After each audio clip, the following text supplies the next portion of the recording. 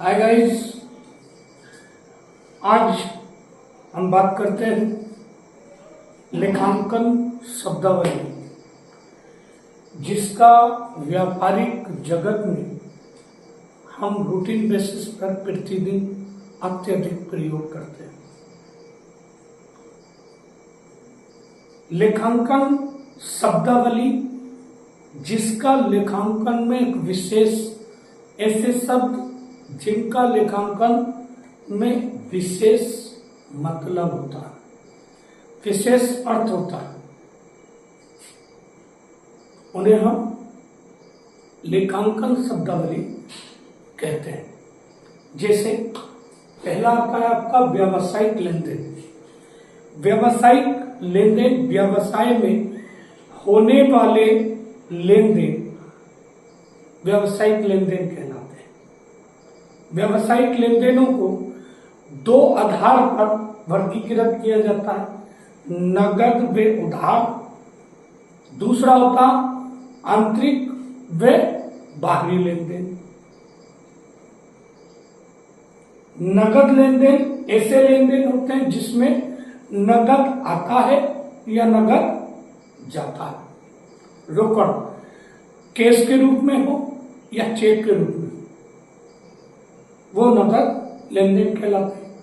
उधार लेन देन ऐसे लेन देन होते हैं जहां पर कैश इन्वॉल्व नहीं होता, ना कैश आता है ना कैश जाता है, उधार लेन देन कहलाते हैं। बात करते हैं आंतरिक और बाहरी लेन देन की। तो बाहरी लेन देन ऐसे लेन देन होते हैं जिसमें दूसरा पक्ष शामिल होता है। फर्म अपने अलावा दूसरे व्यक्ति से, दूसरी फर्म से माल खरीदती है, वो बाहरी लेन देन कहलाता है। जहां पर दूसरा पक्ष शामिल नहीं होता, वहां पर ट्रांजैक्शन आंतरिक लेन देन कहलाते हैं। जैसे रहीम से 5,000 रुपए का माल खरीदा, तो रहीम कौन हुआ? रहीम कौन हुआ? रहीम से 5,000 रुपए का माल खरीदा, रहीम कौन हुआ? बाहरी तो हुआ, हमने खरीदा, रहीम से खरीदा, बाहर हो गया। ठीक, ये कौन सा लेन देन हो गया? बाहरी लेन देन। अब बात आती है आंतरिक कौन से होते हैं। तो आंतरिक का मतलब होता है कि जो फर्म के ही अंदर लेन देन होते हैं, यानी कि फर्म किसी बाहरी व्यक्ति से कोई लेन देन नहीं करती है। जैसे provision for workman compensation, provision for workman compensation.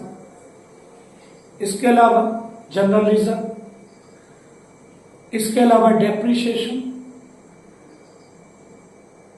Provision for doubtful डेब्ट, ईटीसी, ये सब आंतरिक लेन देन होते हैं। इसमें क्वेश्चन बहुत ज्यादा पूछे जाते हैं, दो तरह से पूछे जाते हैं ज्यादातर। एक तो ये पूछा जाता है व्यावसायिक लेन देनों को वर्गीकृत किया जा सकता है। आपके पास 4 ऑप्शन होंगे। ए ऑप्शन होगा आपका नगद व उधार, बी ऑप्शन होगा external and internal, C option होगा ए और तथा बी दोनों, डी ऑप्शन होगा कोई नहीं। तो आपका आंसर होगा सी।